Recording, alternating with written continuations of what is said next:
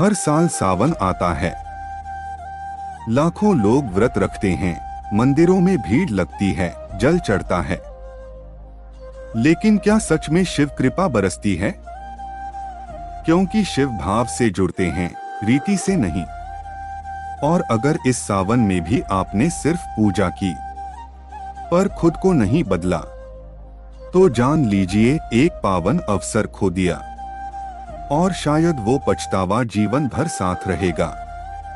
भावना की शुद्धता के बिना पूजन अधूरा है। कई बार हम सोचते हैं कि हमने जल चढ़ा दिया, व्रत रख लिया, तो हमारी भक्ति पूरी हो गई।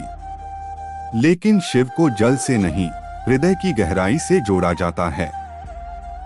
अगर मन अशांत है, विचार दूषित हैं, तो बाहरी पूजा भीतर के अंधकार को नहीं मिटा सकती।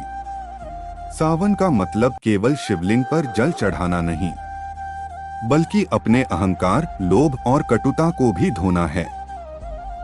जब मन निर्मल होता है, तब ही शिव कृपा की अनुभूति होती है। वरना हम शिव के सामने खड़े तो होते हैं, पर जुड़ नहीं पाते। मौन का अभ्यास ही शिव तक पहुंचाता है। शिव की उपासना शोर में नहीं, मौन की गहराइयों में होती है। वो मौन जिसमें हम बोलना बंद नहीं करते, बल्कि भीतर सुनना शुरू करते हैं। सावन इस मौन साधना का सबसे उत्तम काल है।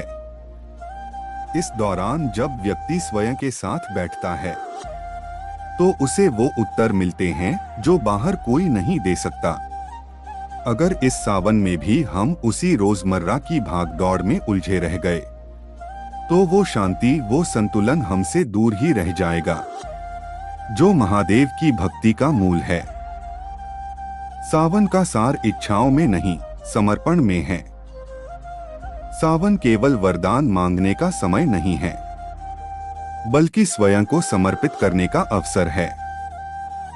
जब तक हम शिव से कुछ ना कुछ मांगते रहते हैं, हम उनके दरबार में याचक बनकर खड़े रहते हैं।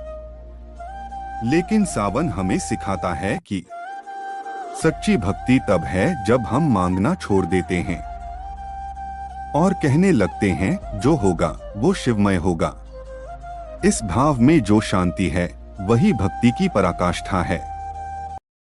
जो इस सावन में इसे अनुभव नहीं कर पाता, वो केवल बाहरी रीति में उलझकर भीतर की कृपा से वंचित रह जाता है। भीतर की अग्नि को शांत करना ही शिव की पूजा है। महादेव ने समुद्र का विष पिया, पर उसे कभी किसी पर बरसने नहीं दिया। उन्होंने उसे गले में रोक लिया, क्योंकि सृष्टि की भलाई अपने भीतर के ताप से ज्यादा जरूरी थी। सावन में हमें यही सिखाया जाता है कि अपने भीतर के क्रोध, घृणा और द्वेष को कैसे रोका जाए। अगर इस मास में भी हम उन नकारात्मक भावनाओं को पोषित करते रहे, तो शिव की पूजा केवल एक रस्म बन जाएगी, एक ऐसा कर्म जो आत्मा को नहीं छूता। सावन का मतलब है हर उस भावना का त्याग जो शिव से हमें दूर करती है। समय नहीं दिया तो जीवन भर रिक्तता रहेगी। शिव को कोई बड़ी पूजा पद्धति नहीं चाहिए, उन्हें चाहिए बस एक क्षण, जहां हम पूरे समर्पण के साथ उन्हें याद करें। अगर इस सावन में भी हम उन्हें 10 मिनट नहीं दे पाए, तो साल भर उनकी अनुपस्थिति का खालीपन महसूस होता रहेगा। क्योंकि सावन केवल महीना नहीं, एक बुलावा है, उस चेतना की ओर जो जीवन को अर्थ देती है। जो व्यक्ति इस बुलावे को अनसुना करता है, वो बाद में केवल पछताता है कि मैं इतना पास होकर भी शिव को छू क्यों नहीं पाया।